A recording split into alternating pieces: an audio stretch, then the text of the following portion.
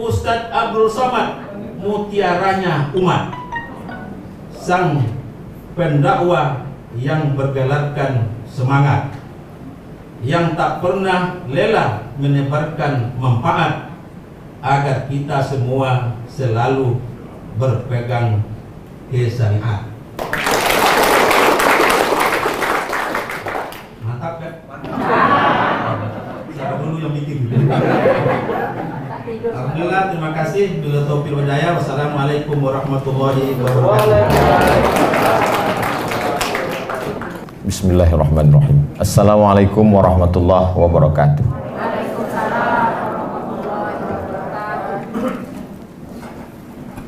Anak raja pergi menyelam dengan perunggu. Sambutan salam.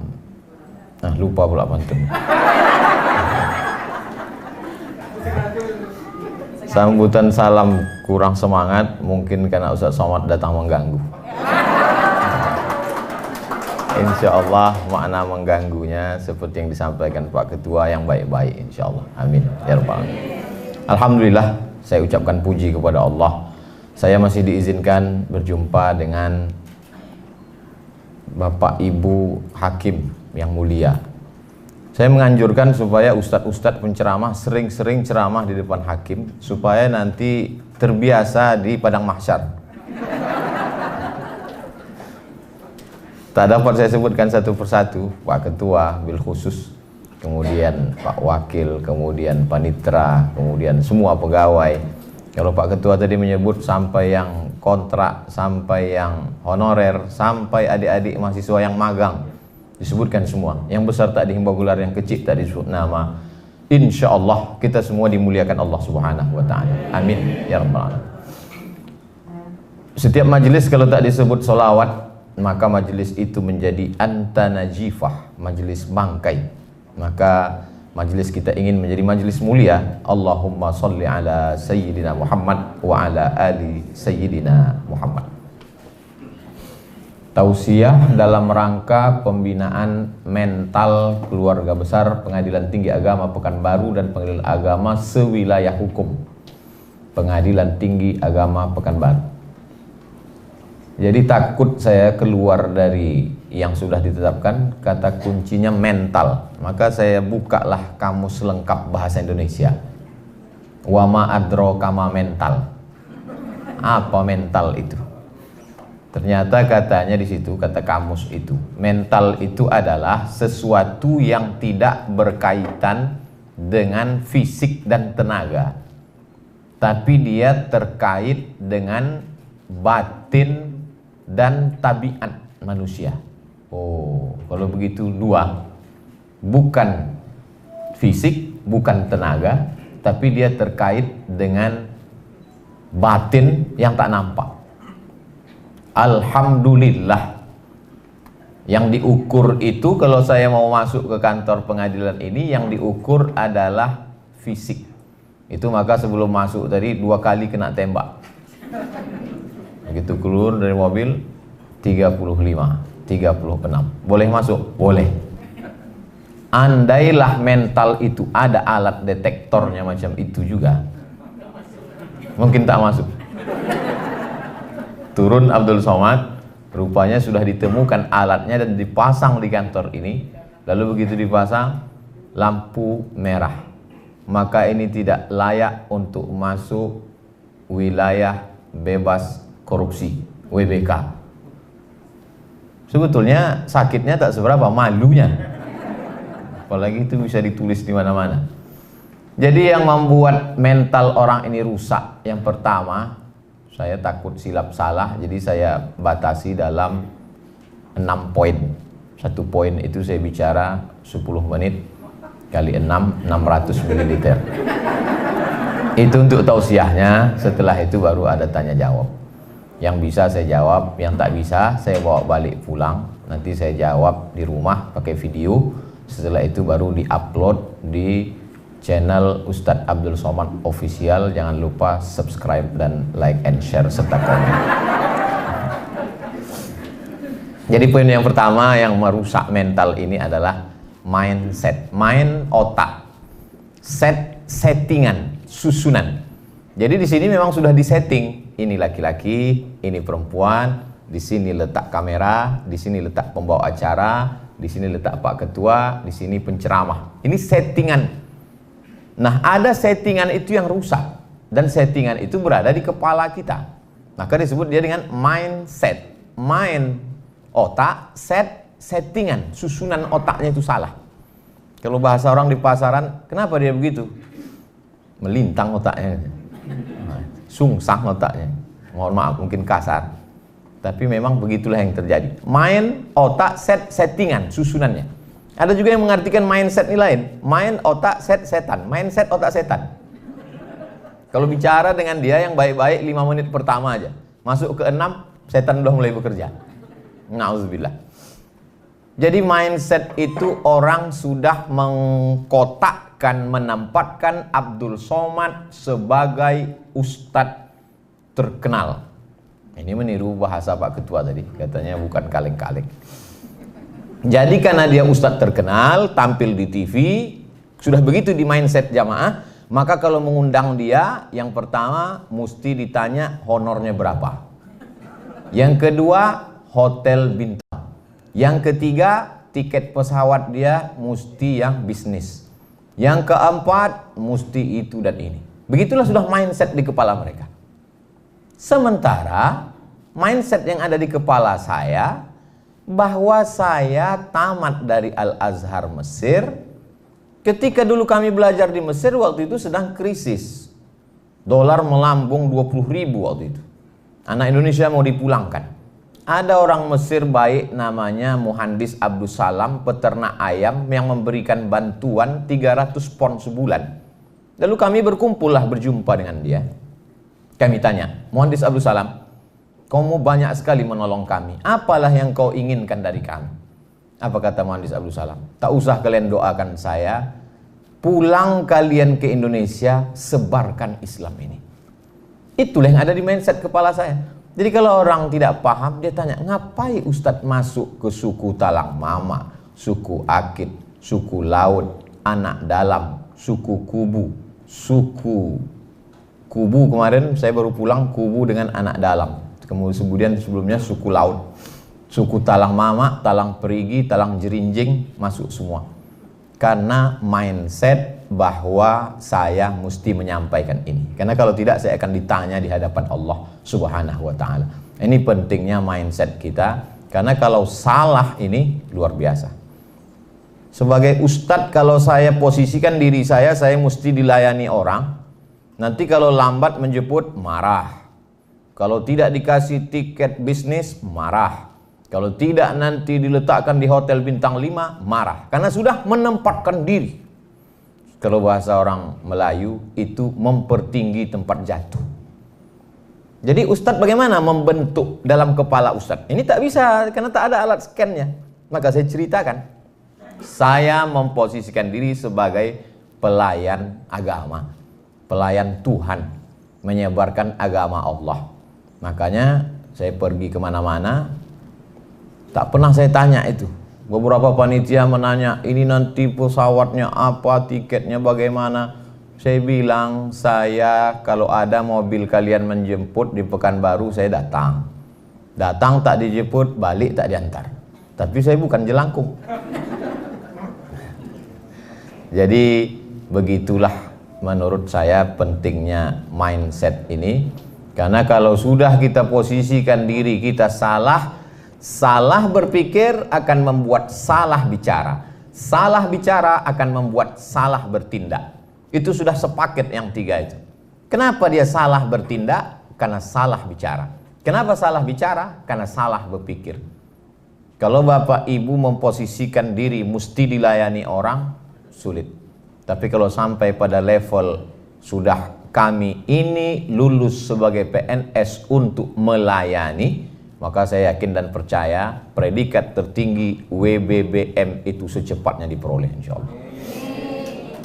Karena ujungnya melayani. Melayani. WBBM itu ujungnya melayani. Untuk saat ini M-nya itu baru sebatas merah aja dulu. Dasi merah dan jilbab merah. Tapi lama-lama nanti insya Allah sampai pada melayani umat. Ambil contoh simpel tentang lulus menjadi pegawai negeri sipil. Yang satu menganggap lulusnya dia sebagai PNS itu adalah amanah, tanggung jawab. Kalau dia pegawai Pemprov, salah dia sekali, berarti dia akan dihisap di akhirat, dituntut oleh 6,7 juta penduduk Riau. Kalau dia pegawai Kota Pekanbaru, salah dia, berarti amal dia akan diambil, dihisap, dihitung oleh penduduk Pekanbaru 1,2 juta orang. Itu kalau pikiran dia sebagai pelayan. Tapi kalau dia menganggap lulus ini adalah sebagai hadiah, maka setelah hadiah inilah kesempatan untuk mengambil keuntungan, maka sesungguhnya sudah salah berpikir. Efek dari salah berpikir akan salah bicara, efek dari salah berpikir akan salah bertindak. Jadi memang mindset ini betul-betul diluruskan, dan itulah yang selalu diulang-ulang dalam khutbah Jumat, dalam tausiah, bahwa kita ini adalah hamba Allah, bukan hamba harta, bukan hamba kuasa, bukan hamba apa-apa, tapi kita memang betul-betul memposisikan diri ini adalah sebagai amanah yang diberikan Allah Subhanahu wa ta'ala. Kalau ada dua anak lajang mau meminang anak gadis, cantik jelita, rupawan, bangsawan, berdarah biru, ketika fit and proper test ditanya, kamu bisnis pak, kamu PNS, kira-kira ibu sebagai ibu yang melahirkan anak gadis tadi milih PNS atau yang tak PNS? Diam tuh dalam hadisnya as-sukutu alamatur ridho, diam tanda setuju. Orang akan milih PNS karena PNS ada jaminan, PNS ada kesejahteraan, PNS ada masa depan. Jadi menjadi PNS satu sisi adalah hadiah prestasi, tapi di sisi lain juga adalah tanggung jawab di hadapan Allah SWT. Saya yakin dan percaya Pengadilan Tinggi Agama Pekanbaru mendapatkan wilayah bebas korupsi itu adalah karena mindsetnya yang sudah lurus tadi, insya Allah. Amin. Tapi lurus pagi bisa bengkok siang. Itulah makanya kita selalu diajarkan untuk istiqomah, karena godaannya yang luar biasa. Itu poin yang pertama. Berarti sudah habis 10 menit. Sekarang masuk poin yang kedua. Yang membuat orang itu menjadi rusak mentalnya adalah dia menggantungkan diri kepada benda. Kalau saya naik mobil ini, saya akan dihormati orang. Kalau saya naik ojek, maka saya tidak dihormati orang. Tergantung kepada benda. Kalau saya pakai sepatu merek ini, saya dihormati orang. Kalau saya pakai baju seharga ini, saya akan dimuliakan orang. Ketergantungan kepada benda ini bahaya. Inilah yang disebut dengan materialism. Benda itu materi. Orang yang menggantungkan diri kepada benda, materialism. Perempuan yang selalu memandang benda, harta, disebut dengan perempuan materi. Karena yang dilihatnya benda saja. Hari ini yang terjadi Bapak Ibu. Cobalah lihat orang akan melihat dia naik apa. Termasuk kalau kita bertamu ke rumah orang. Kalau kita naik sedan mahal, keluar cappuccino. Tapi kalau naik ojek, air putih. Saya alhamdulillah ke Pengadilan Tinggi ini teh manis. Nah, itu berarti agak tinggi sedikit. Itu standar manusia itu memang melihat benda tadi. Maka banyak orang sekarang tergantung kepada benda. Merek handphonenya, segala macam. Ustaz Somad ngomong aja ceramah, jangan tergantung kepada benda. Tapi handphone dia mahal juga. Handphone saya apa adanya, udah retak pun ujung-ujungnya.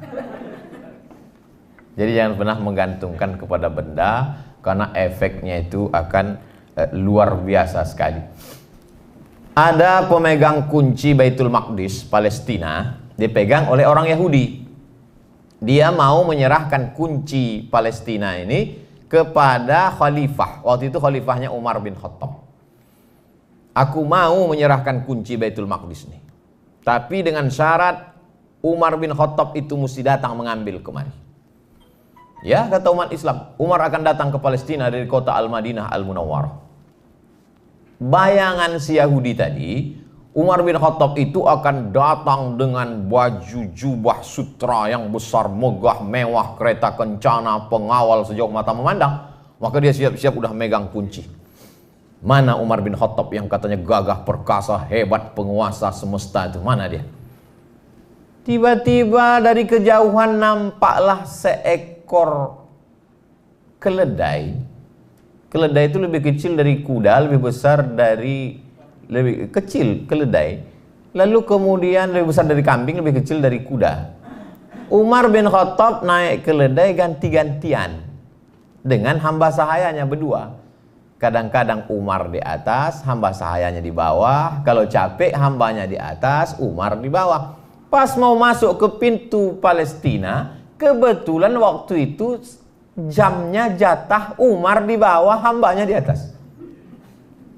Sampai ke situ bertanyalah pendeta Yahudi tadi, mana Umar bin Khattab itu antara kalian berdua? Inilah dia Umar bin Khattab. Terkejut dia, agama apa yang mengajarkan orang tidak menggantungkan diri kepada benda? Kalau kita dihormati orang karena mobil kita, nanti mobil itu dijual, kita tak dihormatinya lagi. Kalau kita dihormati orang karena pena kita harganya 10 juta, hilang pena itu 2 hari 2 malam kita menangis. Kalau kita dimuliakan orang karena benda jam tangan kita, ketika jam itu tak lagi melekat, inilah yang membuat orang banyak kena penyakit PPS, Post Power Syndrome. Dulu ketika benda itu masih melekat di tangan, dimuliakan orang, disanjung orang. Tapi ketika tidak, Ustadz sendiri bagaimana mengantisipasi diri Ustadz supaya tidak terikat dengan benda-benda itu? Yang pertama, bahwa kita mesti sadar lahir ke dunia ini tidak membawa benda. Saya mohon maaf tidak mau mendikte Bapak Ibu, hanya sekedar bertanya, yang lahir bawa jam dinding ada? Akhrajakum min butuni ummahatikum la ta'lamuna syai'a. Kau keluar dari perut ibumu, kau tak bawa apa-apa, kau tak punya apa-apa.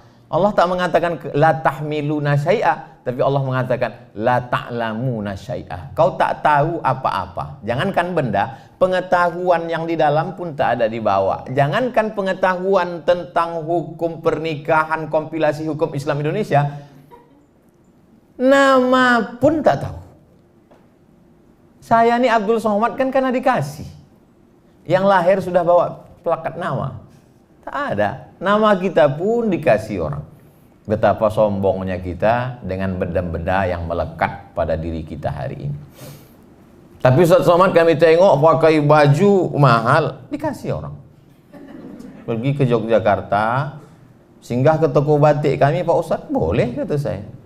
Pakai Pak Ustaz, pakai. Setelah dipakai di fotonya, rupanya untuk baliho.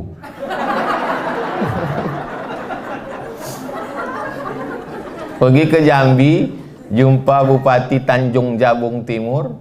Kemarin, alhamdulillah Pak Ustadz, sekarang tak sanggup lagi penjahit-penjahit kami di kabupaten itu untuk mencetak batik-batik ini. Dulu tak laku Ustadz.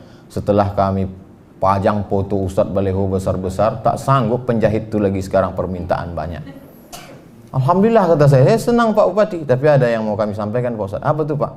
Royalti belum bisa lagi Pak Ustadz. Kalau kita terikat dengan benda, pergilah saya ke mall SK. Sampai di atas saya tengoklah harga baju 500.000. Oh, mahal ini. Turun saya ke lantai bawah, diskon 100 katanya. Saya beli yang 100. Saya beli 5 biji. Saya pakai. Dipuji orang, bagus ya kata dia. Di situ saya paham bahwa bukan bajunya, tapi yang memakainya.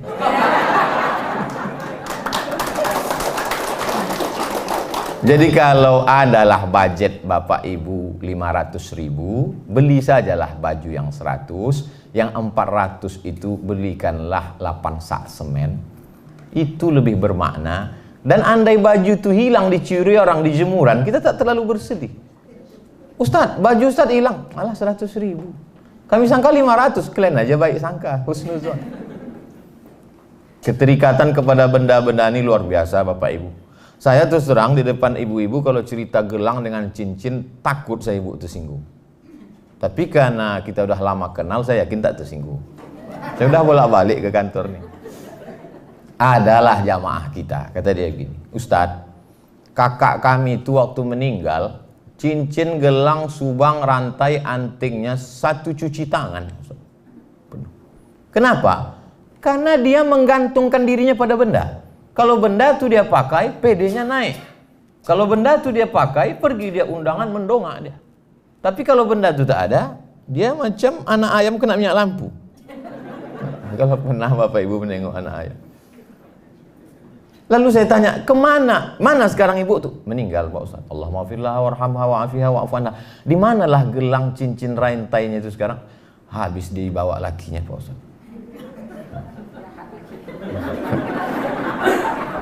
Itu yang laki-laki model seperti itu tak ada di PTN. Jadi maksud saya ibu tak usah khawatir, tak usah cemas. Efek dari menggantungkan diri kepada benda. Tapi Ustadz kami tengok pakai benda juga. Peci Ustadz lain dari yang lain, dikasih orang.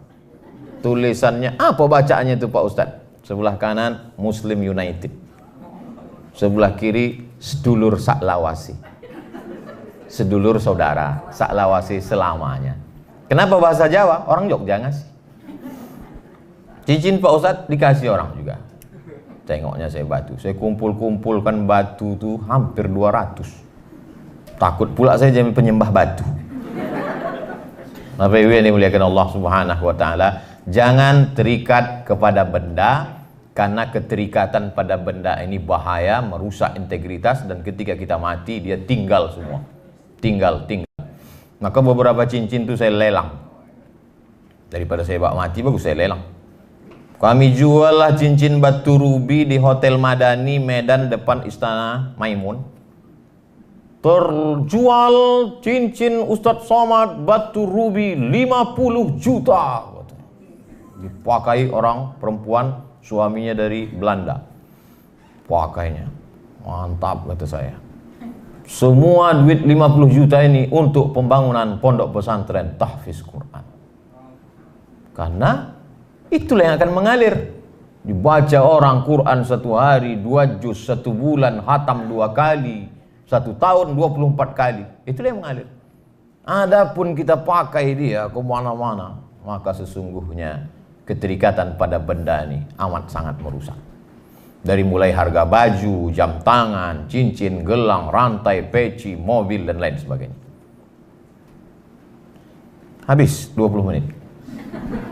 Yang ketiga, kita kalau ceramah di WBK itu memang mesti detail, karena tak boleh ada korupsi sedikit pun, termasuk korupsi waktu. Wah, itu luar biasa. Poin yang ketiga adalah jangan sampai cinta habis untuk makhluk Allah. Kalau sampai bapak menghabiskan cinta bapak untuk ibu, tiba-tiba ibu itu berpindah ke lain hati, gelap dunia ini Pak. Begitu juga sebaliknya, ibu jangan terlalu habiskan cinta ibu ke bapak. Karena kalau sampai nanti bapak ini direbut pelakor, wah ini judul ceramah Ustadz ini provokasi ini, merusak ini. Makanya dalam hadis dikatakan Habib habibaka haunamma asa ayyakuna baghidaka yaumamma. Benci dan cinta tempatnya sama-sama dalam hati. Maka berapa banyak orang pagi benci, petang sayang, petang benci, malam cinta, dan lain sebagainya. Maka habiskanlah cinta itu untuk yang bermanfaat buat Allah. Kenapa ibu cinta ke bapak? Karena dengan cinta ke bapak bermanfaat. Innama huwa jannatuki wa naruki. Nabi itu yang mengatakan, bukan Abdul Somad. Bu, kata Allah, innama huwa, bapak itu, jannatuki, bisa jadi surgamu, wa naruki, dia bisa jadi neraka. Jadi ibu cinta ke bapak, kenapa? Karena Allah. Cinta ibu sama bapak. So sweet Pak Ustaz.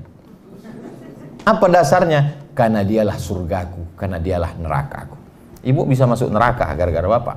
Ibu juga bisa masuk surga gara-gara bapak. Jadi cintanya kenapa? Karena Allah.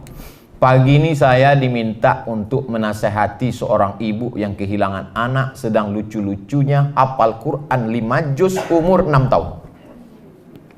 Apa pukulan tak berat itu? Diminta saya menasehati ibu itu sementara anak saya seumur itu juga. Saya khawatirnya kita nasehati orang, besok anak kita meninggal. Kadang ustaz-ustaz cash and carry ujian itu datang. Maka saya nasihati, ibu sayang kepada dia, tapi ada yang lebih sayang daripada ibu.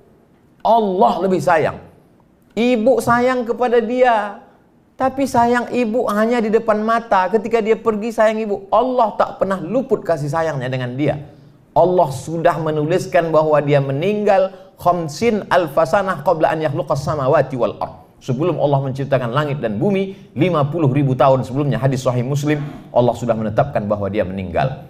Ibu sabar, maka ada amal yang lebih besar daripada jihad mati fisabilillah. Ada amal yang lebih hebat daripada membangun masjid. Ada amal yang lebih dahsyat daripada tawaf, sa'i dan umrah. Amal ini tidak perlu keluar duit, tak perlu keluar keringat, tak perlu keluar tenaga. Diam saja. Apa nama amalnya? Sabar.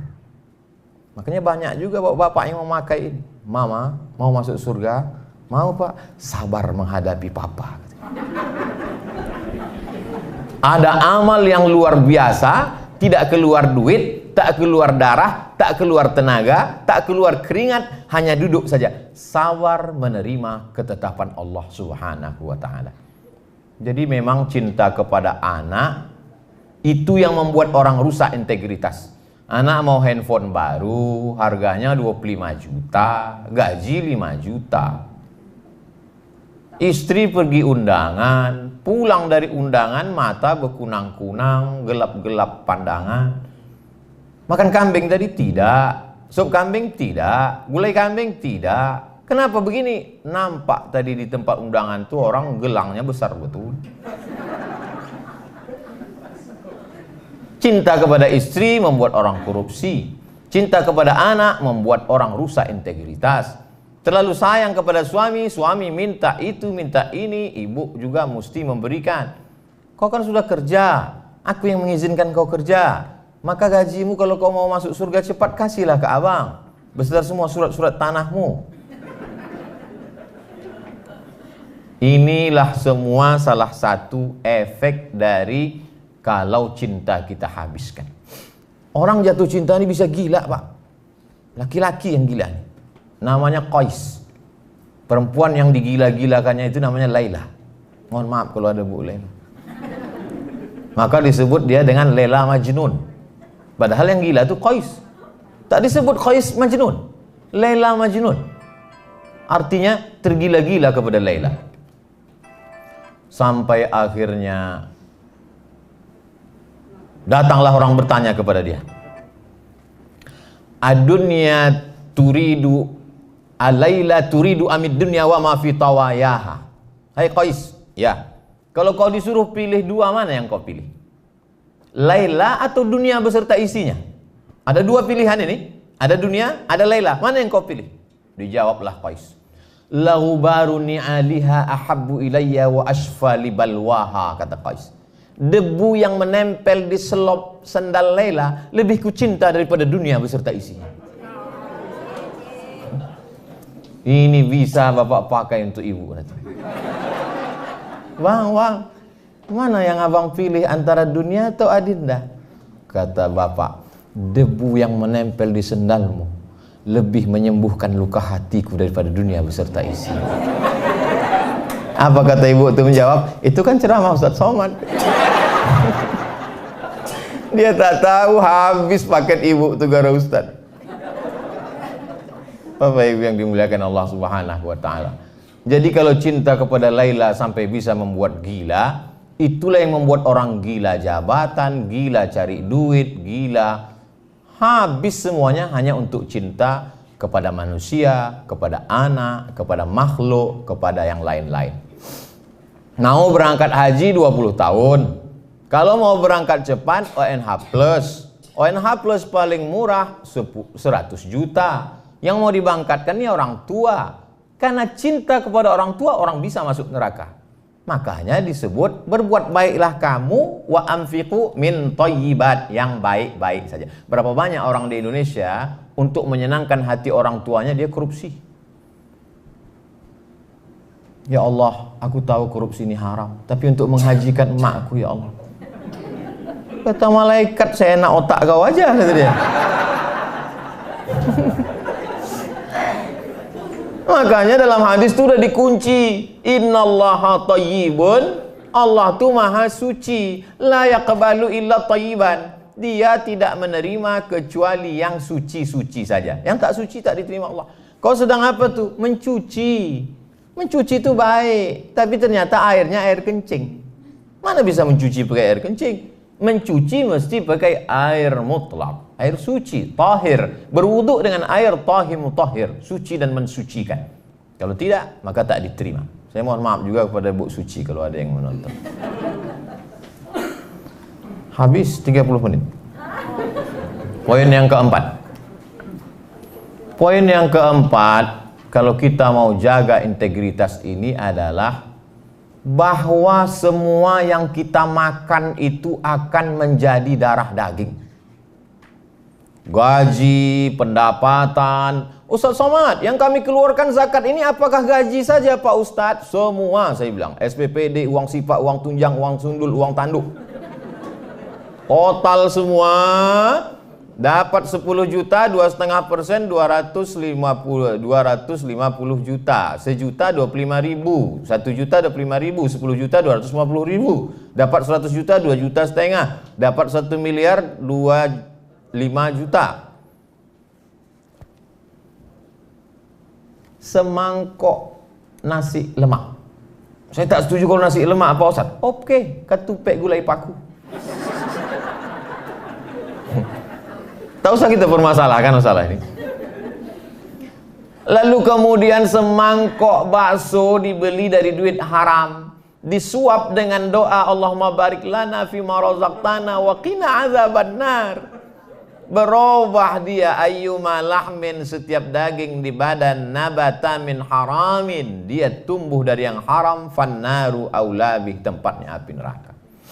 Turun Abdul Somad dari Masjid An-Nur, tegak di bawah, di atas timbangan. Timbangan duduk. Jamaah-jamaah silakan naik. Wah, tentu Ustadz duluan. Ustadz tuh selalu terdepan. Pas giliran undangan makan, Ustadz dulu. Pas timbangan, Ustadz dulu.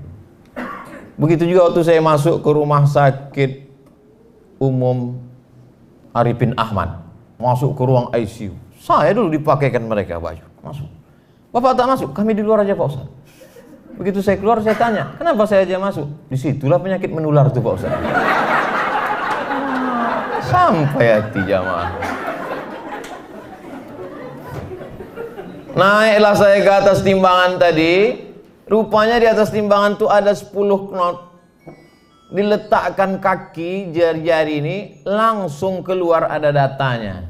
Kolesterol, gula darah, canggih timbangan ini. Bisa dibacanya tapak kaki kita. Lama saya temenung Bu, Pak. Terpikir saya, andai nanti di akhirat ada juga timbangan model macam itu naik, setelah itu keluar tulisan print outnya, Abdul Somad berat kau 50 kilo, yang halal 10 saja. Padahal selama ini doa kita, Rabbana atina fid dunya hasanah wa fil akhirati hasanah wa qina azabannar. Saya kadang cerita tentang neraka ini banyak orang tersinggung. Alah, cerita-cerita neraka macam dia dijamin tak masuk neraka aja. Kita kan berharap. Tapi saya yakin di PTA ini tak ada tersinggung karena di sini memang sudah wilayah bebas korupsi. Cuman masalahnya acara ini kan ditonton webinar seluruh Indonesia. Di daerah-daerah kalian yang di luar sana belum jamin ini. Kalau kita raba pipi kita tak sakit, berarti tak ada jerawatnya. Yang sakit itu cuma yang punya jerawat dan yang berbisul aja. Jadi kalau ada orang balik dia ke rumah, aku tersinggung dengan ceramah Ustaz tadi. Berarti kau berjerawat bisul. Yang dibahasnya 4 tuh aja. Selingkuh, narkoba, korupsi, emosi. Apa timpan 4 tuh ada pada dirimu? Kalau tak ada, tak akan tersinggung kita. Itu maka ibu-ibu di PTA Pekanbaru ini senyum-senyum aja. Kenapa? Mereka bersih. Tak ada itu dalam diri dia. Yang tak senyum saya tak tahu, orang pakai masker. Apa yang dimuliakan Allah Subhanahu wa taala. Jadi selalulah itu kita pikirkan bahwa ini duit haram. Ceramahlah saya. Pas ceramah, Ustadz ini ungkapan terima kasih kata dia. Ya kata saya. Biasa orang-orang kasihnya koper, begitu dibuka ditengok isinya kapal selam dari Palembang, tempe kapal selam. Buka mata minum cukup. Saya tengok, paling-paling ini kerupuk, kadang kerupuk. Tapi sekali ini lain. Saya buka, saya tengok, duit. Berdebar saya. Mau diambil. Tak masuk akal, masa ceramah 1 jam duitnya sebanyak itu. Mau tak diambil, mubazir. Mubazir ini. Tapi terpikir saya, lu ambil, ku belikan ke beras, makan haram anakku. Datang setan berbisik, belikan aja ke mobil. Akhirnya serahkan ke masjid untuk pembangunan masjid. Habis, tak ada. Makanya saya pribadi tak ada. Aku bayangan orang, coba tengok situ tulis, oh Ustadz Somad, ada Ustadz rumah orang dari emas dindingnya. Tidak. Kenapa? Karena saya selalu berpikir bahwa kalau saya mati nanti, dan memang saya yang meletakkan almarhumah emak ini ke liang lahat, saya langsung. Saya letakkan ke liang lahat, saya ambil tanah bulat-bulat itu letak ke tengkuknya. Karena kalau tak diletakkan tanah di tengkuk itu, jasad itu terlentang lagi. Diletakkan di tengkuk, hadapkan muka. Orang meninggal tuh Bu, meninggal tuh Pak, hidung ini ditempelkan ke dinding. Ini dinding, hidung tuh tempel. Bapak Ibu kalau mau merasa di liang lahat, nanti malam tidur letak di dinding. Tempat tidur saya menempel ke dinding. Jadi kalau saya tidur malam, saya menghadap ke dinding, hidung saya tempelkan ke dinding. Beginilah aku mati nanti liang lahat. Supaya kita ingat betul. Kadang ceramah ini tak masuk lagi ke telinga, termasuk saya. Siapa mau menceramahi saya? Sengaja saya pakai topi, pet, pakai baju kaos, datang saya mau mendengarkan ceramah. Kita ini tak boleh hanya menceramahi orang, kita mesti dengar ceramah. Supaya tahu kita rasanya diceramahi orang. Jadi saya mau mendengar lah ini. Dengar.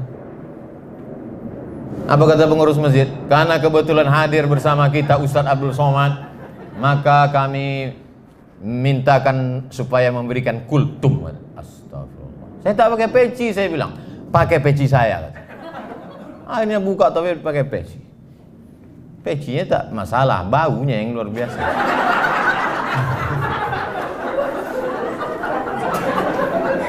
Jadi saya, yang menasehati saya itu adalah, nah itulah. Makanya saya usahakan dalam sebulan itu paling tidak sekali mengantar jenazah ke kubur. Karena itu lagi yang bisa menasehati. Orang di rumah makan tuh Bu, Pak, banyak yang tak selera makan. Kenapa? Itu tiap hari dia tengok. Tanyalah orang rumah makan.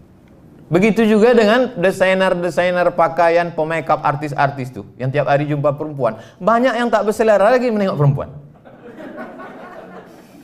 Iya. Begitu juga bahayanya orang yang berkecimpung di dunia agama ini. Sehingga nasihat itu bagi dia cuek aja, tak masuk lagi. Termasuklah orang di pengadilan tinggi agama. Tapi yang belum dapat WBK. Kalau udah dapat itu udah luar biasa. Saya kalau yang live langsung di sini ini tak perlu saya khawatirkan. Yang khawatirkan yang webinar nih lah. Bapak Ibu yang dimuliakan Allah Subhanahu wa taala. Jadi memang selalulah kita pikirkan makanan kita ini. Atib mat'amak takun mustajabad da'wah. Jaga makananmu, karena itulah sebab-sebab doamu dikabulkan atau tak dikabulkan Allah Subhanahu wa taala. Habis 40. Masuk 50. Apa yang Ustaz tengok dari tadi? Jam. Jam. Kalau untuk bahan ceramah, insya Allah saya tak ada tulisan lagi. Itu aja udah tiap hari saya ceramah. Masuk yang kelima, poin kelima. Nasiyatin kadhibatin khati'ah.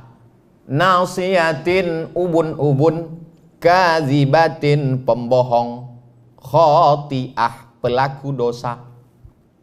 Padahal yang berdosa itu kan tangan.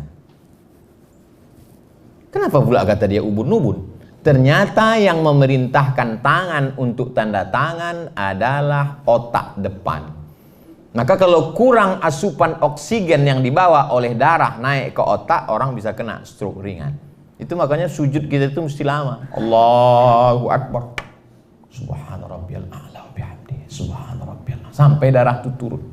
Ini banyak orang kadang sholat darah itu baru sampai tengkuk udah tegak lagi. Kata darah itu apanya maksud kau ini? Serius tak sembahyang nih?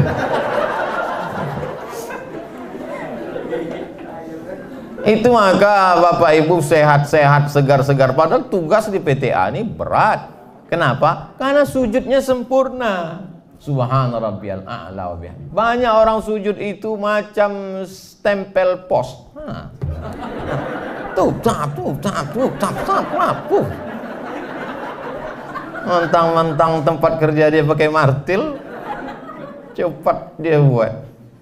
Ini berpengaruh luar biasa darah ini. Nausiyatin ubun-ubun, kazibatin pembohong, khotiatin pelaku dosa. Padahal yang melakukan dosa kaki, padahal yang melakukan dosa tangan, padahal yang melakukan dosa mata, padahal yang melakukan dosa telinga, yang melakukan dosa maaf kemaluan. Tapi kenapa dikatakan ubun-ubun? Karena semua perintah itu datang dari ubun-ubun.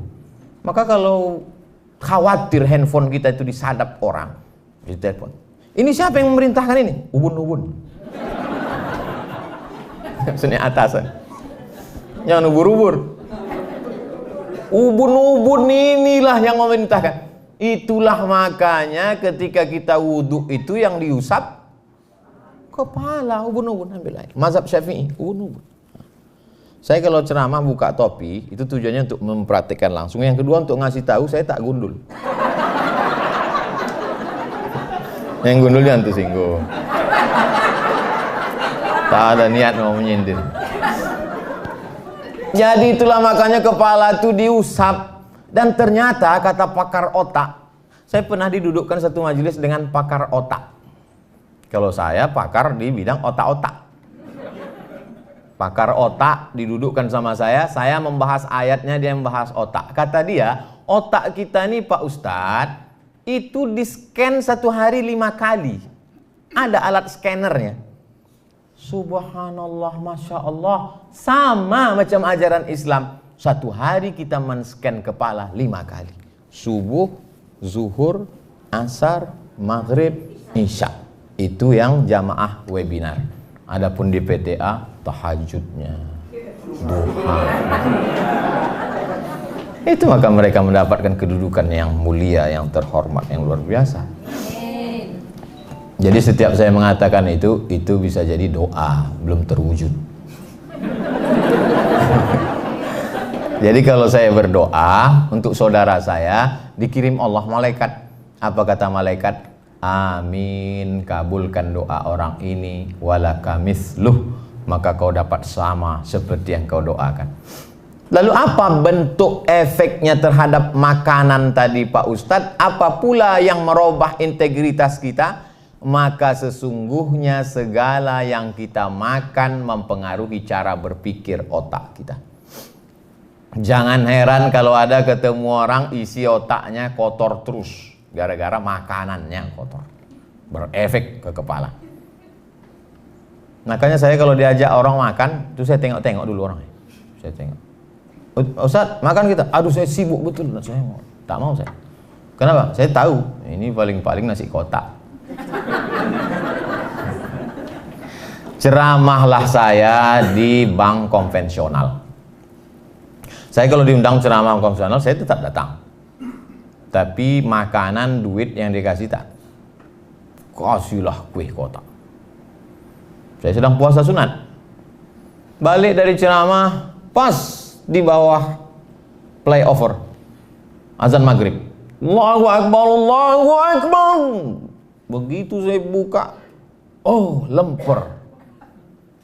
Mau dilewatkan Allah mau barik lana, datang bisikan malaikat, haram Abdul Somad. Apa kata setan? Halalkan dengan bismillah.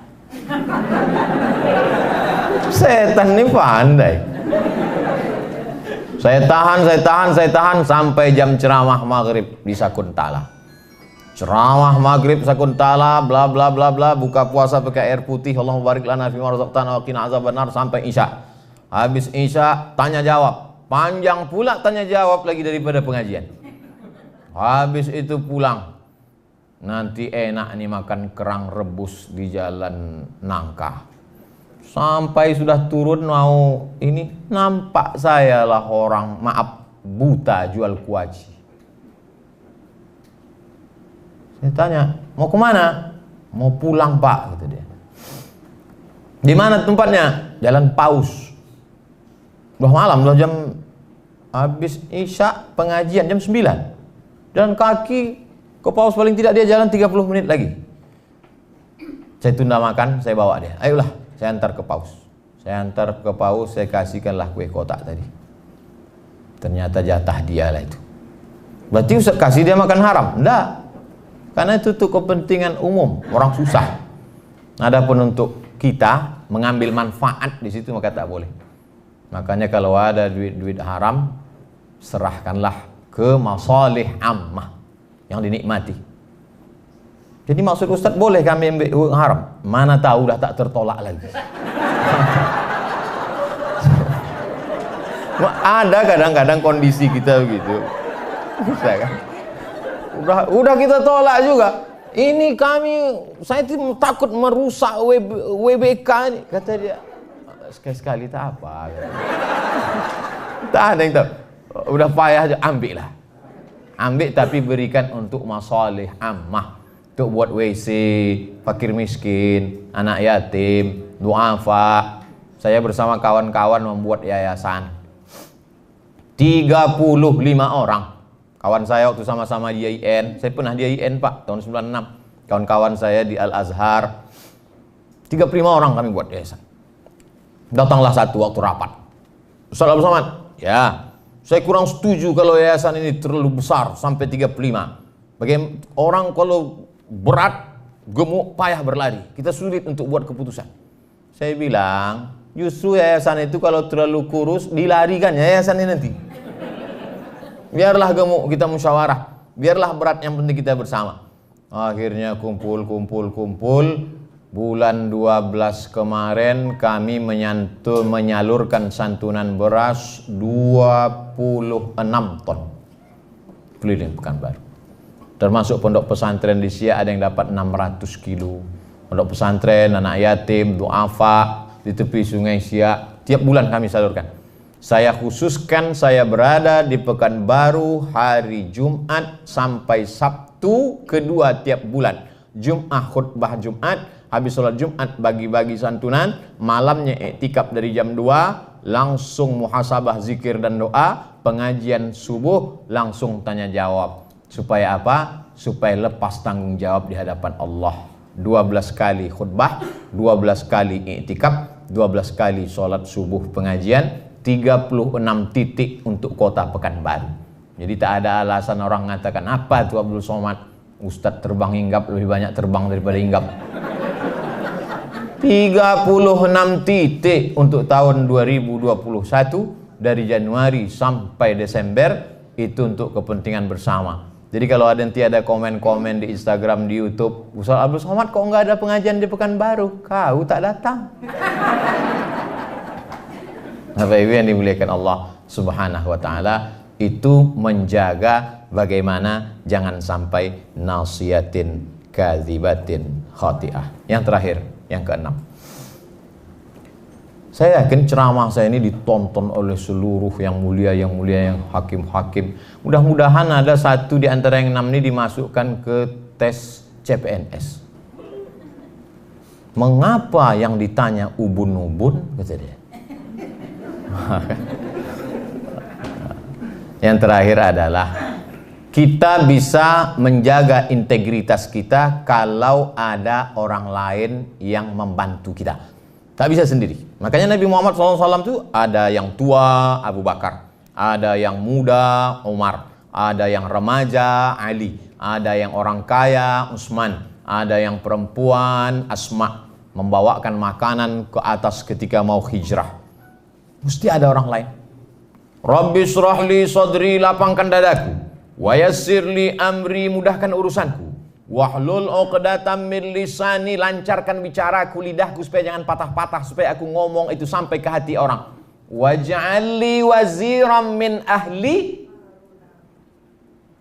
kasih aku penolong. Nabi Musa ini, Nabi Musa aja minta penolong, mesti ada kawan menolong. Kasih aku penolong. Siapa itu? Haruna akhi, Harun saudaraku, katanya. Jadi Bapak Ibu di kantor ini udah tak perlu lagi, karena udah ada ya doa Nabi Musa. Harun akhi. Betul. Masuk saya ke ruangan Pak Dr. Harun SHMH, saya tengok piagam penghargaan dari Menpan. Kalau orang dihargai oleh institusinya sendiri dari atasannya biasa.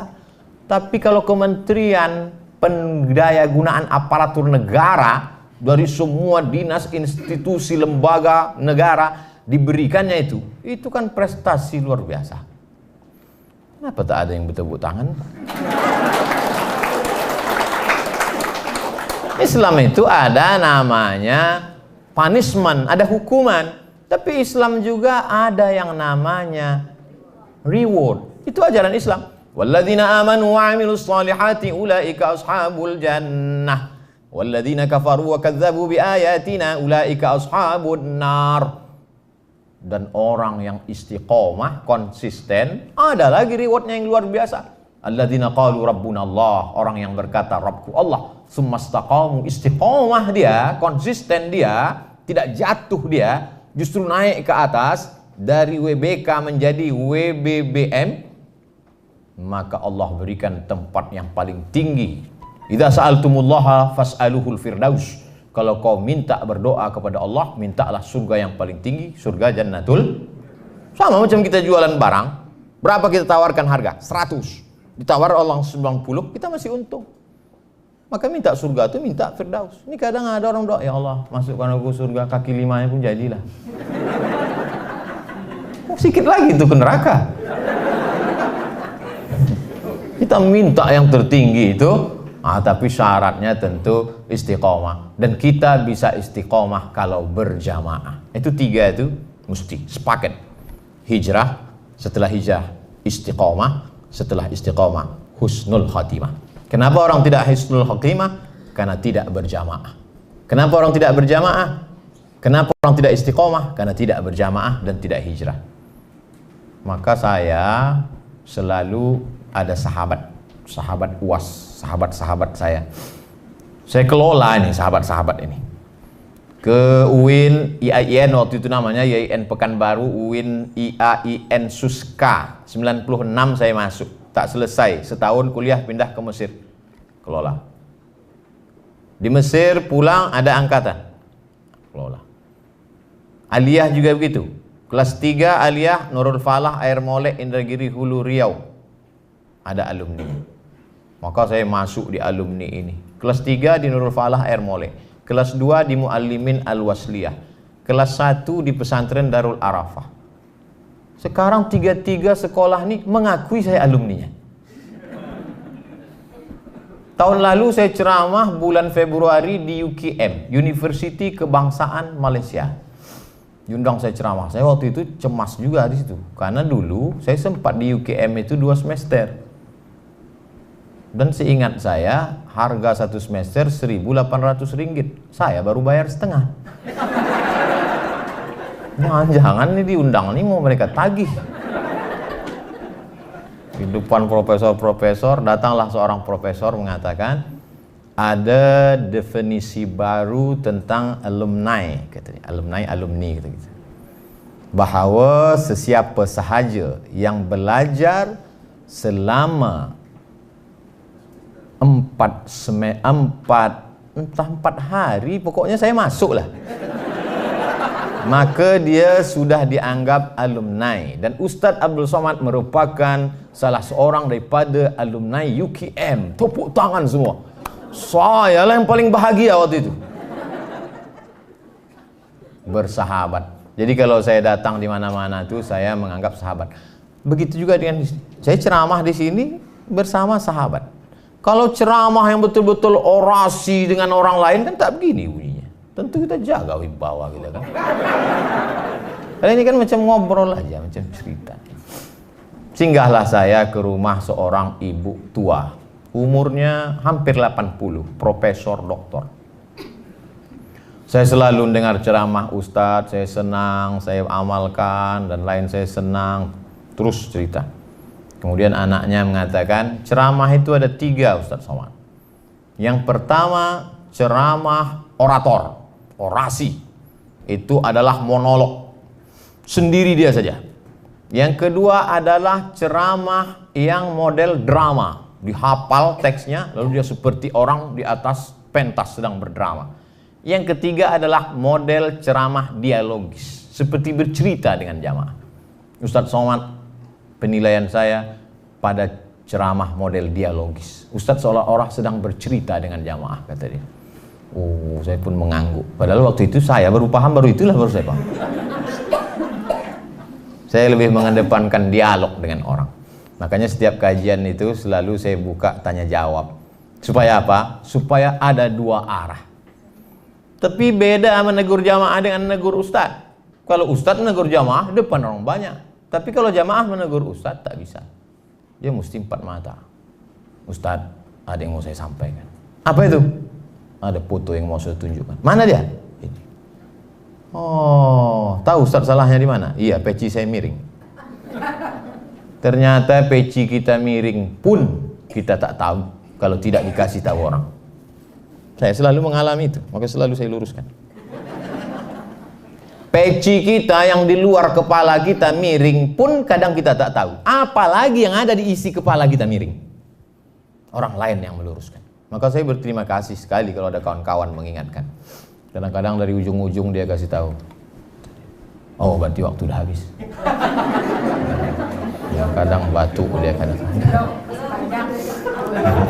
Tadi jam saya mulai 10.25, sekarang 11.21. Kita kalau ceramah di WBK itu per detik itu kita itu. Oh, nah hisapnya itu halus. Maka saya tadi sampai kemari jam 9:30. Acara jam 10:30 sudah datang. Saya dulu waktu baru pulang, Pak, pulang dari Mesir.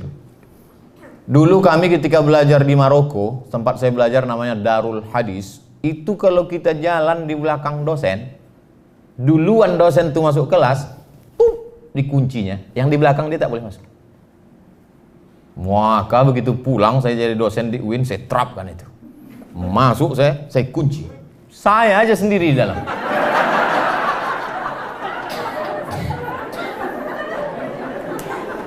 Lama-lama saya berpikir, sesudah sebulan 2 bulan 2 kemungkinan.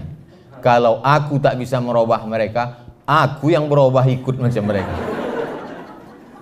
Akhirnya setiap jadwal jam 8:15 saya datang. Karena kalau saya datang jam 8, tak ada orang.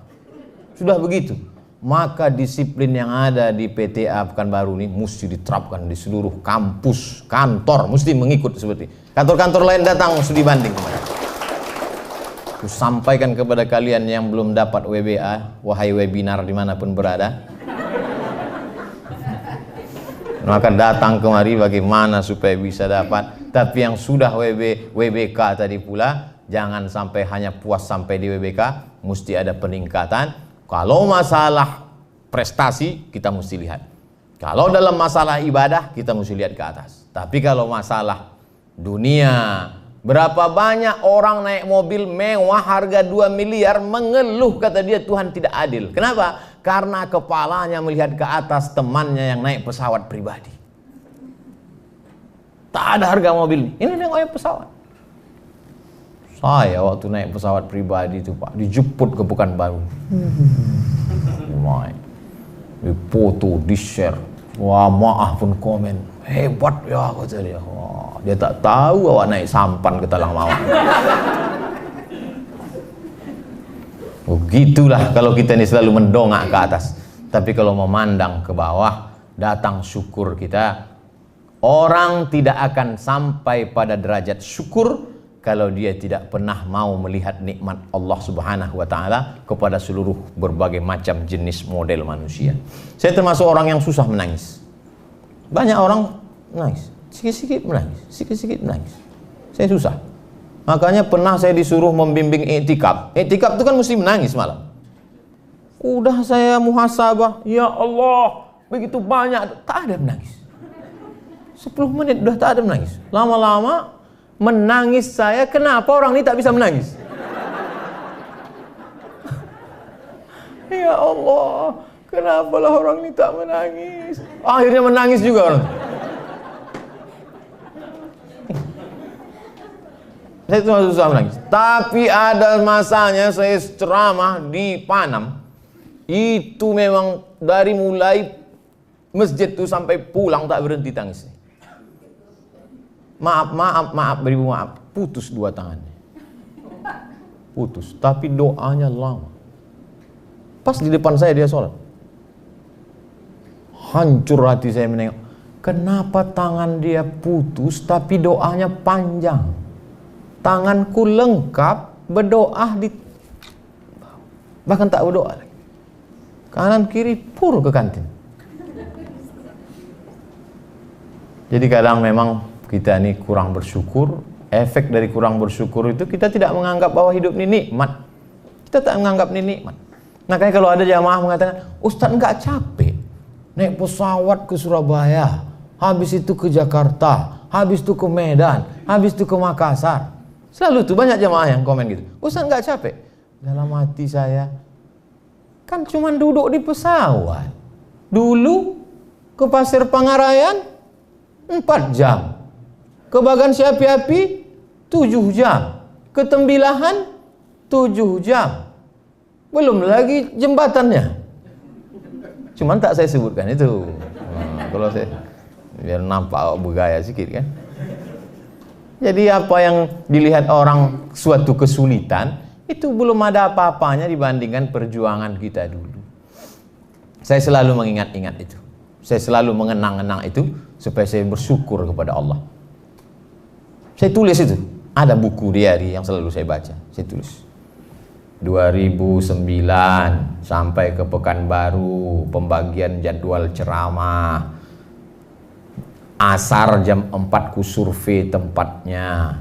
Masuk jalan Garuda Sakti, ujung belok kiri, habis aspal, jalan tanah, lampu 5 watt. Nah disitulah jadwal. Supaya datang syukur kita kepada Allah SWT. Foto pun begitu. Foto itu saya simpan. Foto saat-saat susah, saat-saat sulit. Supaya kita bersyukur kepada Allah Subhanahu wa Ta'ala.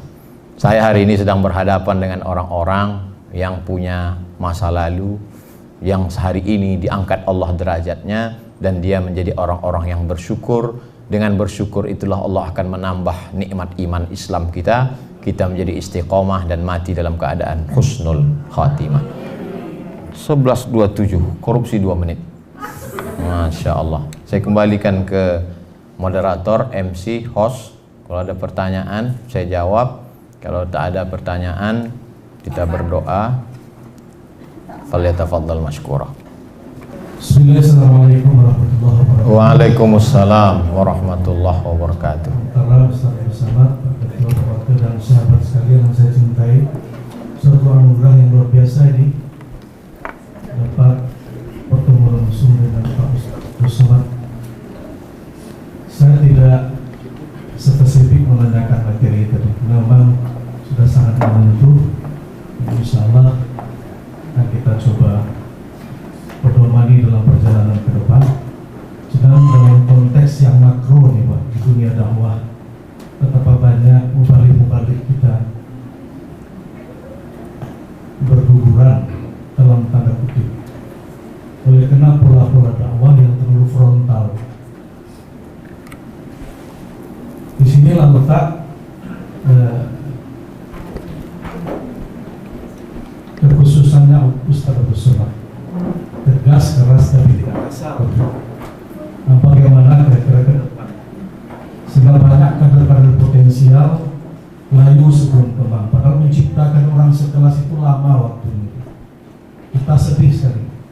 Nah, termasuk juga fenomena terakhir ini, ustaz-ustaz kita seperti yang disampaikan Pak Ketua ini jadi target. Kita kurang cerdas, kadang-kadang kurang lihai. Padahal Rasulullah itu kan di samping berakidah juga bersiasat. Ada contoh kecil yang kita sama-sama paham di malam hijrah itu contohnya kisahnya kisah sederhana sekali. Di malam hijrah itu Ali disuruh tidur di kamar tidurnya. Ada sekedar itu, tapi luar biasa pesan itu. Jangan main hentam promo yang mudah dipatahkan orang. Belum apa-apa dah terbaca gerak kita. Orang lain apa yang tidak direncanakan untuk menghancurkan Islam, tapi tak terdeteksi oleh kita. Ini perlu juga. Dan saya bangga Bapak mempunyai yayasan tadi 35 kader di sana. Mudah-mudahan Bapak bagilah tipsnya bagaimana dakwah kita ke depan lebih nyaman, aman, bersahabat, humanis, tapi tegas dan keras, tidak kasar gitu. Tapi kalau kita dipancing oleh orang lalu kita terjebak, ada di kitab Nizami aja yang dipasang orang kita terjebak. Kasihan kader-kader terbaik, padahal itu mahal sekali. Aset-aset kita berada di balik tali besi. Saya tidak menyalahkan siapa-siapa, tapi ceramah Ustaz sangat bijak dan menjadi konsumsi kami keluarga besar. Benar yang disampaikan oleh Pak Ketua tadi. Kami butuh, karena di sini juga banyak dai ini. Jangan terjebak dengan pancingan orang, lalu kadang-kadang layu sebelum rumah. Terima kasih Ustaz, cuma itu dan kami doakan warga PTA dan seluruh jajarannya. Mudah-mudahan Pak Ustaz Abdus Somad segera melaksanakan sunnah Rasul berikutnya. Kalau perlu saya Pak Naskah, Hakim Tinggi Pengadilan Tinggi Agama. Kalau kita dari Papua, saya dari Papua ada jumpa juga. Alhamdulillah. Assalamualaikum warahmatullahi wabarakatuh. Saya sudah mempersiapkan jawaban untuk yang pertama tadi, tapi karena penutupnya itu hilang hilang bahan tuh jadinya. Daripada ayam namun di sini juga ada. Masya Allah, doa orang-orang soleh dikabulkan Allah SWT. Kita ketika sedang berada di alam medsos itu, kita keluar dari alam nyata. Bapak Ibu mau tak mau, suka tak suka, coba rasakan dengan perasaan ketika masuk ke dalam alam Instagram, komen di YouTube, di Facebook, itu seolah-olah kita sedang berada di dalam alam yang tersendiri. Tapi ketika handphone kita matikan, kita kembali ke alam sadar kita. Jadi banyak kita yang terpicu, terpukau, tersihir dengan medsos, lalu kemudian keluarlah sumpah serapah antah berantahnya, dan jejak digital amat sangat kejam. Memang saya selamat itu karena pertolongan Allah, karena doa-doa orang-orang soleh, doa-doa termasuk Bapak Ibu, pemimpin-pemimpin yang adil. Tapi juga tidak terlepas dari ikhtiar kita sebagai ahlu sunnah wal jamaah.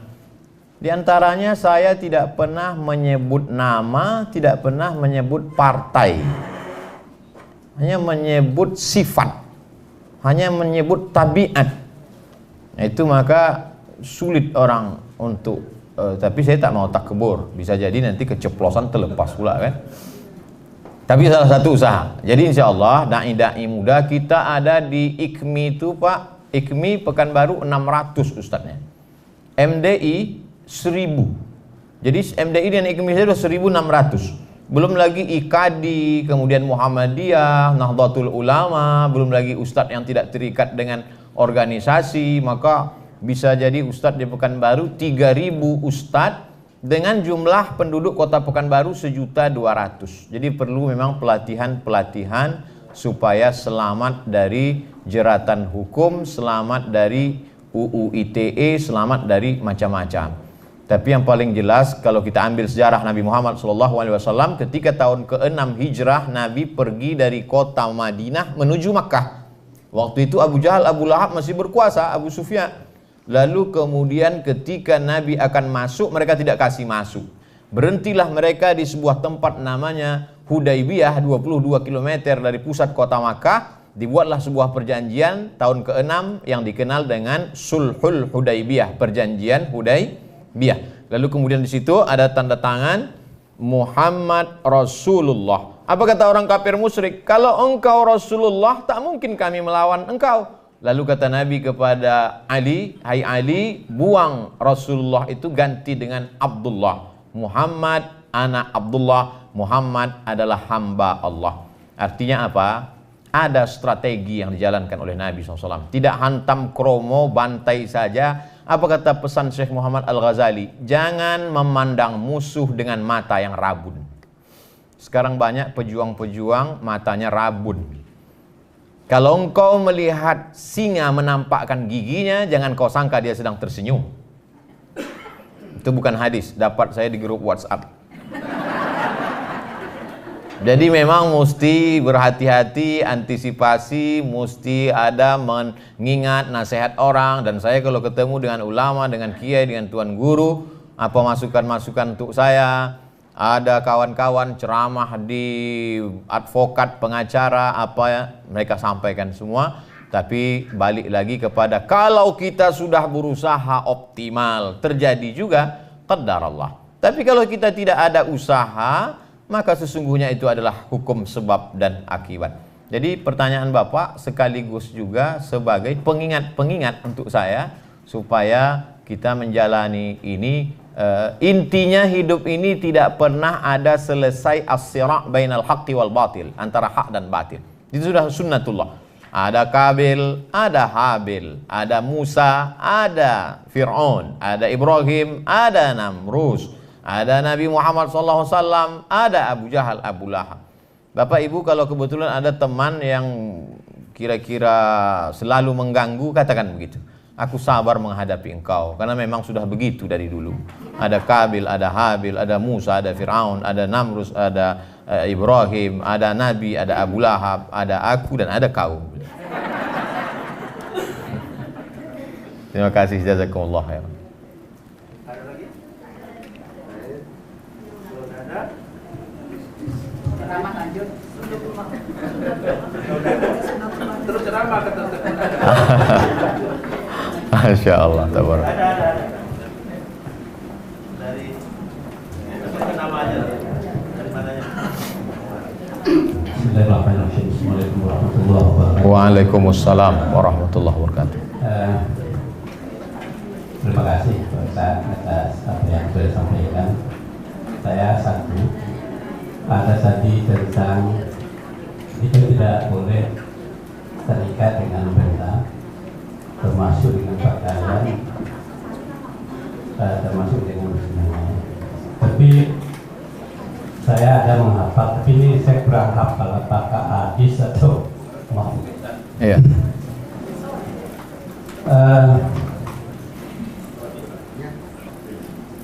Luhusukum kiramukum qabla al-yurus, ulumukum kiramukum ba'da al-yurus. Di sini kaitannya adalah tentang kita harus menjaga wibawa pakaian, wibawa penampilan, supaya di situ ada kemuliaan. Mohon penjelasan Pak. Assalamualaikum warahmatullahi wabarakatuh. Waalaikumsalam warahmatullahi wabarakatuh. Libasukum kiramukum qablal julus. Pakaian kamu adalah kemuliaan kamu sebelum duduk.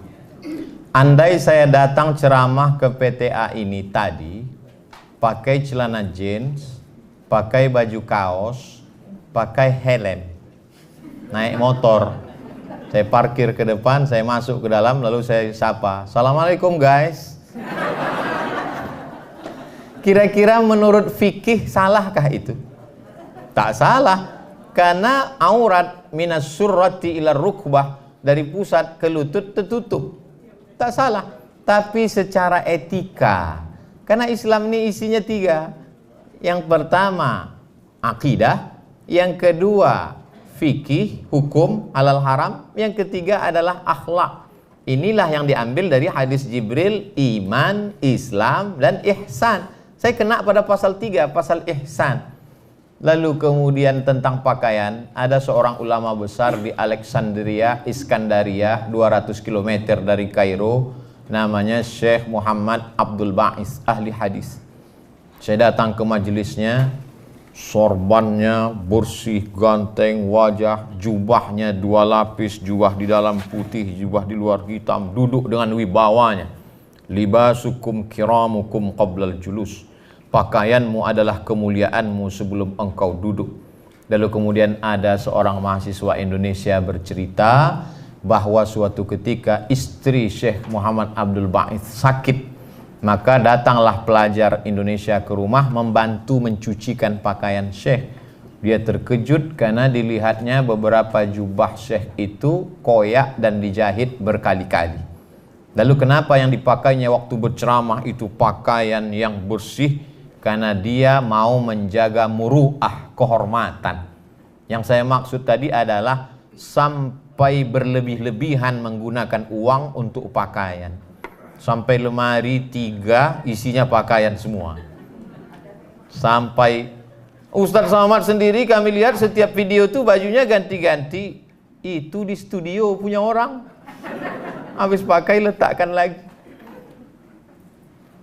Datanglah orang mengirim WA ke saya, kata dia, "Ustadz tolonglah kasih kain itu ke saya karena saya tengok Ustadz ceramah, habis ceramah dapat kain." Saya bilang kain itu tak ada lagi, di lemari saya hanya tinggal 5 biji kain saja. Kain untuk tidur, kain untuk sembahyang, kain untuk tamu. Kain-kain yang lain tuh habis semua dibagikan. Jangan sampai kita terjebak pada pakaian-pakaian tadi. Tapi bapak-bapak, ibu-ibu, bukan berarti besok semuanya pakai pakaian lusuh kemari. Ini Ustadz Somad memang betul-betul mengganggu ini, kata Pak Ketua. Jadi pertanyaan tadi luar biasa untuk menjelaskan lagi kepada kita pemilahan. Jangan ketika dikatakan jangan mubazir lalu kemudian tidak makan. Kul, makanlah. Washrab, minumlah. Walbas, berpakaianlah. Min ghairi sarafin, tak berlebihan. Wala makhilatin, bukan untuk sombong. Coba kita analisa yang 3 ini. Kul, makanlah. Bagaimana makan tidak sombong? Sekarang ada orang makan sombong. Makan dia di rumah makan yang 1 porsinya 2 juta dan tidak dimakan. Hanya ditengok, dihirup saja. Udah. Hanya untuk style, gaya. Habis makan, dipoto, langsung update. Alhamdulillah tadi makan siang di rumah makan ini. Langsung pujian-pujian. Padahal makannya pun ngutang juga. Kul, washrab, minuman. Berapa banyak minuman hanya untuk gaya-gaya. Bahkan sekarang ada satu konten di YouTube yang hanya untuk menampilkan minuman. Minuman ini mabuknya begini, harganya ini. Minuman ini kalau diminum maghrib mabuknya subuh. Ada. Kalau dulu televisi Pak, Bu, kita dikhawatirkan dulu waktu anak-anak, awas TV. Jangan lupa TV masih dikontrol KPI, Komisi Penyiaran. Sekarang ada TV yang tidak bisa dikontrol KPI. Apa itu? Cheat channel TV. Dulu kalau mau buat TV mesti 100 sekian miliar. Sekarang orang bisa punya TV, 1 orang bisa punya 3 channel TV. Luar biasa. Jadi zaman anak kita tak seperti kita. Walbas, berpakaianlah. Min ghairi sarafin, tak berlebihan. Wala makhilatin, tak pula untuk sombong. Jadi analisa Ustadz selama di PTA ini, adakah nampak jamaah ini berpakaian berlebihan untuk sombong? Tidak. Sebanyak-banyak pakaian kita paling-paling 3 lapis. Maaf, singlet di dalam, kemeja, jas. Kalau sampai 4 lapis, itu bukan kaya, demam.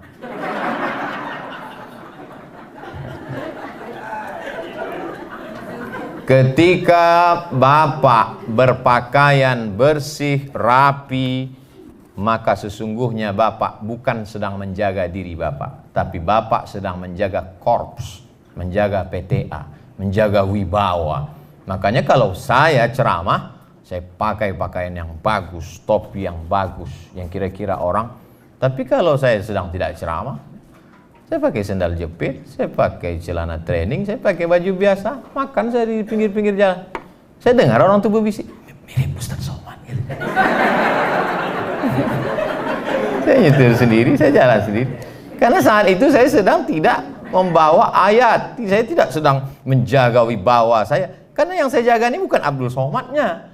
Yang saya jaga ini bahwa saya membawa isi ceramah saya itu. Nah, jadi kalau bisa kita pahami itu, maka kita berpakaian tetap sama macam ibu. Oke, jilbab merah sehingga semua menengok merah mata orang. Semangat. Pakai das, pakai jas. Wallahu a'lam bishawab. Libasukum kiramukum qablal julus adalah kata-kata hikmah. Baik disampaikan, tapi tak kita nisbatkan ke Nabi sallallahu alaihi wasallam. Wallahu a'lam bishawab. Ini Pak Ustadz yang saya tanyakan, sebagai seorang istri yang bekerja setiap hari, apakah wajib mencium tangan suami setiap pergi kerja?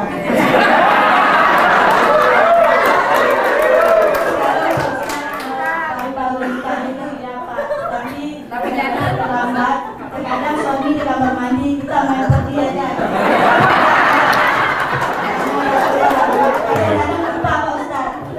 Masya Allah. Betul. Berapa lama saya tidak pernah cium tangan tersebut?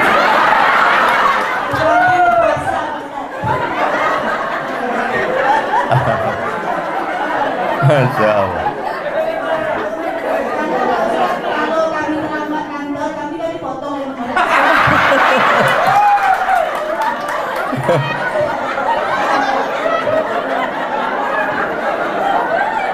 Masya Allah.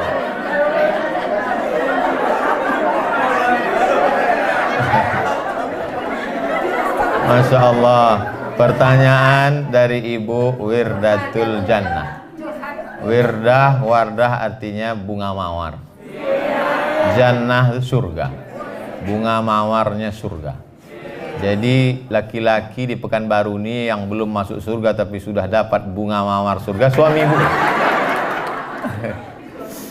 Jadi kalau kita lihat ayat yang dibacakan disuruh kuah baca, wa'ashiruhunna bil ma'ruf. Tidak disebut wa'ashiruhunna bil hasan, wa'ashiruhunna bit tayyib, wa'ashiruhunna bil khair. Tapi disebutnya wa'ashiruhunna bil ma'ruf. Ma'ruf diambil dari kata urf.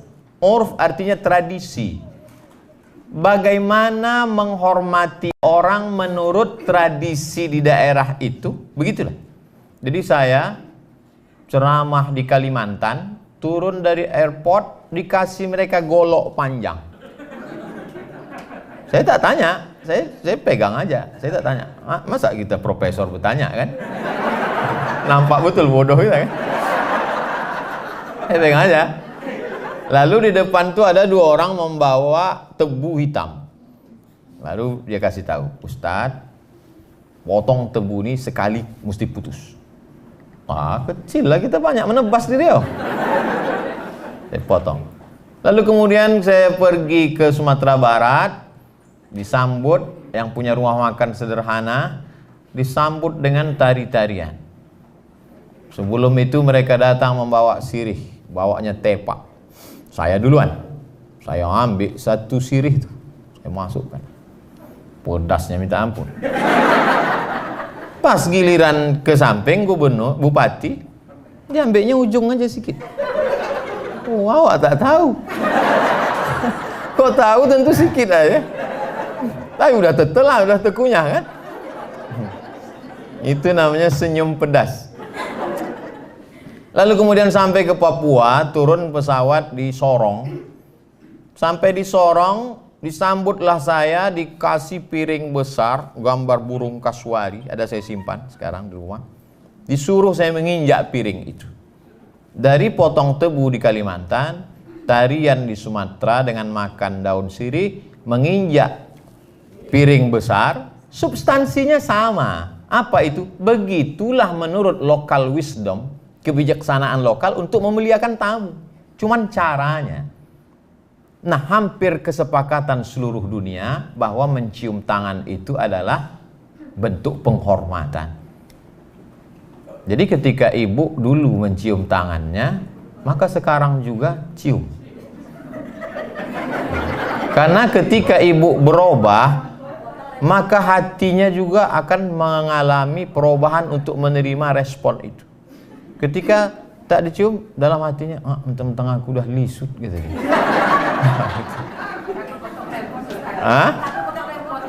Kan cium tangan tak mesti udah mandi. Walaupun abang tuh belum mandi, cium aja lah tangan dia. Bang, aku belum berangkat dulu. Ini tentang masalah cium tangan. Hampir sepakat semua suku di Indonesia bahwa mencium tangan itu adalah salah satu bentuk kemuliaan. Tak boleh mencium tangan orang karena jabatannya. Adapun mencium tangan karena kemuliaannya, karena ilmunya. Suami dicium karena dia pemimpin. Ar-rijalu qawwamuna 'alan nisa. Dia pemimpin. Ulama begitu juga. Lalu kemudian tentang masalah sarapan. Saya tak mau ceramah ini dibenturkan dengan remon. Nah, kalau kita berangkat kerja jam setengah, masuk wajib jam 7. Setengah 8. Jam 8. Oh, tak ada alasan untuk tak masak sarapan. Azan subuh di Pekanbaru jam 5 lewat sekian. Habis itu dia bisa masak, bisa sarapan. Lalu kemudian tak ada alasan ketika lambat. Kenapa lambat? Memuliakan suami, ceramah Abdul Somad. Saya juga yang kena. Saya tak mau dijadikan landasan. Banyak ibu-ibu yang mendengar ceramah saya, dijadikannya ceramah saya sebagai landasan atas segala kesilapan kekeliruan dia. Dan banyak pula laki-laki kalau jumpa sama saya, dia foto, dia simpan 10 foto. Ketika suaminya, istrinya bertanya, abang di mana? Sama Ustaz Somad. Kita belajar agama adalah mencari kebenaran, bukan menjadikan agama sebagai pembenaran terhadap kekeliruan kita. Sehingga agama itu kita jadikan sebagai stempel legalisir. Salah kita dua. Pertama, kita salah. Yang kedua, kita membenarkan kesalahan kita. Ala hadhihin niyah, untuk niat yang baik-baik. Wa kulli niyatin salihah. Al-Fatihah. A'udzu billahi minasy syaithanir rajim. Bismillahirrahmanirrahim. Alhamdulillahi rabbil alamin arrahmanir rahim maliki yaumiddin iyyaka na'budu wa iyyaka nasta'in. Ihdinas siratal mustaqim siratal ladzina an'amta 'alaihim ghairil maghdubi 'alaihim waladdallin. Amin. Allahumma salli ala Sayyidina Muhammad wa ala ali Sayyidina Muhammad. Allahumma inna natawassalu ilaika bisirril Fatihah. Kami mohon kepada Engkau ya Allah dengan kemuliaan surat Al-Fatihah, dengan kemuliaan Nabi Muhammad SAW, antaqdi hajatina, tunaikan segala hajat-hajat kami ya Allah. Wa tuzassir umurana, mudahkan segala urusan kami ya Allah. Umurad dunya wal akhirah, urusan dunia maupun urusan akhirat. Allah mahfazna an kulli su' wa syar, jaga diri kami, hati kami, pikiran kami dari segala perbuatan maksiat. Ya muqallibal qulub, Engkau yang membolak-balikkan hati. Sabbit qulubana, kokohkan hati kami ala dinik, dalam agamamu, wa ala ta'atik, dalam ketaatan kepadamu. Allahumma dzakkirna minhu ma nasina, ketika hati kami lalai, maka ingatkanlah dengan menzikir, mengingatmu ya Allah. Rabbana hablana minas salihin, jadikan anak kami anak-anak yang soleh dan solehah. Wahfazhum min kulli su' wa syar, jaga anak-anak kami dari segala perbuatan maksiat. Allahumma ja'al hadzal balada baladan aminan mutmainnan ya'tihi rizquhu min kulli makan. Jadikan negara kesatuan Republik Indonesia negeri yang aman, damai, terbuka pintu rezeki dari segala penjuru. Allahumma dafa'anil ghala wal waba wal fahsya wal riba wal zina wal munkar. Selamatkan negeri ini dari malapetaka, bencana, riba, zina, narkoba, bil khusus wabah COVID-19 ini ya Allah. Pemimpin-pemimpin kami, tawil umurahum, berkahi usianya, sahih ajsadahum, sehatkan badannya, wafiqhum lima tuhibbuhu wa tardah, tanamkan dalam hati mereka ridhamu, sehingga mereka beramal hanya mencari ridhamu semata ya Allah. Allahumma akrimna wa la tuhinna, muliakan kami dengan iman dan Islam, jangan hinakan kami dengan kekafiran dan kemunafikan. Rabbana taqabbal minna innaka antas samiul alim. Terima amal kami hari ini sehingga dapat kami bawa sebagai bekal menghadapmu nanti ya Allah. Allahumma khtim lana bi husnil khatimah wa la takhtim alaina bi su'il khatimah. Allahumma ja'al akhira kalamina inda intihai ajalina. Akhir kalam kami ketika ajal kami sampai, jadikanlah yang terakhir kami ucapkan la ilaha illallah Muhammadur Rasulullah sallallahu alaihi wasallam. Rabbana atina fid dunya hasanah wa fil akhirati hasanah wa qina adzabannar. Wa sallallahu ala sayyidina wa maulana wa syafi'ina wa dzukhrina Muhammad wa ala alihi wa sahbihi wasallam. Walhamdulillahi rabbil alamin. Selama lebih kurang 1 jam setengah 90 menit kita bersama, banyaklah tutur kata saya tak berkenan di hati, menyinggung perasaan Bapak Ibu, Pak Ketua, Pak Wakil beserta seluruh yang hadir. Saya Abdul Somad, hamba Allah yang fakir, banyak silap salah, memohon maaf. Menangkap ikan puyuh di Bukit Selasih, thank you dan terima kasih. Assalamualaikum warahmatullahi wabarakatuh.